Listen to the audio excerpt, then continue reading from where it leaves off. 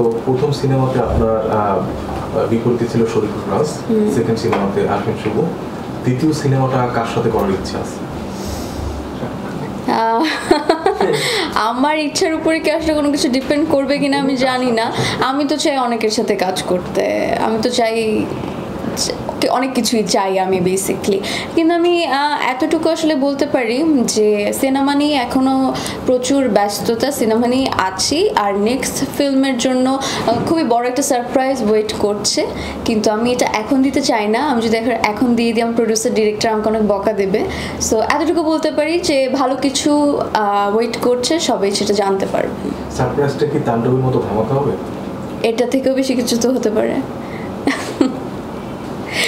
আসলে কি বলবো, মানে ওখান থেকে আমি প্রচুর অফার পেয়েছি। আমি যখন চলচ্চিত্র ইন্ডাস্ট্রিতে আসিনি তার আগেও পেয়েছি।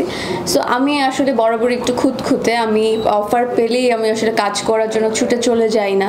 স্ক্রিপ্ট পছন্দ না হলে, আমার ক্যারেক্টার পছন্দ না হলে, কো অ্যাক্টার পছন্দ না হলে আমি আসলে কাজ করতে পছন্দ করি না।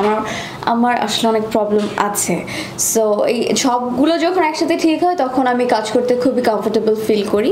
সো আমার সাথে যখন ব্যাডগুলো একদমই মিলে যাবে আমি অবশ্যই কাজ করব। আর আপনি যেটা বললেন কার সাথে আপনি শুনেছেন, আমি আসলে সেটা এখন আমি জানি না, আমি কিছু বলতে চাই না ওই টপিকে আসলে। আচ্ছা, এক সেকেন্ড দিদি, যেমনটা আপনি বললেন যে আসলে গল্প দেখে আপনি কাজ করেন, তো আপনি কিন্তু প্রথম যে গল্পটা কাজ করলেন কাজল রেখা, সেটা এক প্যাটার্নের এবং নীলচক্র কিন্তু আর এক প্যাটার্নের। সেক্ষেত্রে আপনি কোন ধরনের গল্পগুলো চয়েস করেন? এই যে এরকমই যে কাজল রেখা যে করেছে ওটার সাথে নীলচক্রের আপনি কোনো মিল খুঁজে পাবেন না, দুটো পুরো দুই প্রান্তে। তো আপনি কখনো আমাকে বলতে পারবেন না যে মন্দিরা একই প্যাটার্নের অভিনয় করছে, একই ক্যারেক্টার করছে বা একই গল্পই বারবার আমরা রিপিট মন্দিরাকেই দেখছি, ব্যাপারটা এরকম হবে না। আমাকে ওখানে কাজল রেখা 400 বছর আগের একটা মেয়েকে দেখানো হয়েছে, আবার এখানে এই প্রজন্মের একটা মেয়ে যার মিডিল ক্লাস ফ্যামিলি থেকে বিলং করে, লাইফ খুব আপস অ্যান্ড ডাউনসের মধ্যে দিয়ে যায়, তো সেখান থেকে সে উতরিয়ে ওঠে, এরকম একটা চরিত্র আপনারা দেখতে পারবেন। আবার পরবর্তী কোনো সিনেমাতে, কমার্শিয়াল কোনো সিনেমাতে আমাকে দেখতে পারবেন।